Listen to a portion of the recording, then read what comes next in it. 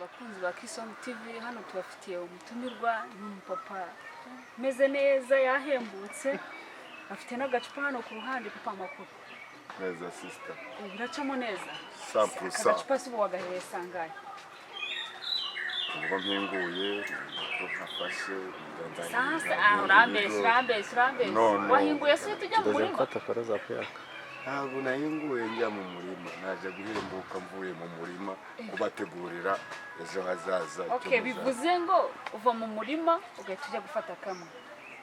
kwire kurengera ubuzima bikaze ufite madamu se ufite madamu abana se bangahe umupetu umwe gusa umwe gusa umuhungu se cyangwa umukobwa umuhungu y'imyaka 14 araterura se ari gahini ari ku ishuri hanga tuganirira ari mu kazi mu mudugudu wa Puraje ku bitaro byo kurave akagari noneho akagari ni Nyarusange akarere kwama muwe muhanzi kunda se mu Rwanda nkunda Sebanani Andre nkubitira hose nkubitiraho ma nk'umutungo gambo tubiri two mu ndirimbo ye yawumvise amatwi akira ubwenge bwawe kandi ihutire kumva ari tutinde kuvuga ntugire ngo ndaguha na jamais ni nama njyewe naguhaga dore hanze ahangaha abanzi bararunze bitwaje amashoka yayandaryaye cyane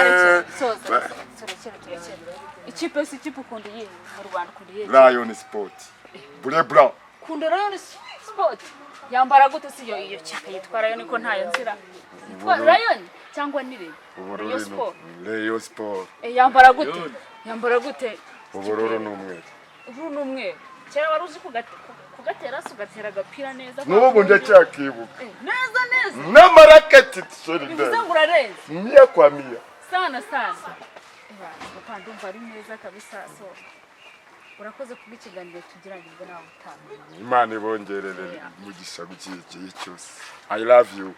Rero yimwakurikiraga yari Kisong TV tuba tubafitiye utuntu twinshi yaba udukomedi dukoryo udusirizi amasizoni n'ibintu nk'ibyo ngibyo so mujye mudukurikira ni channel nziza Nachazi Jabress Imana ibishimire bamaze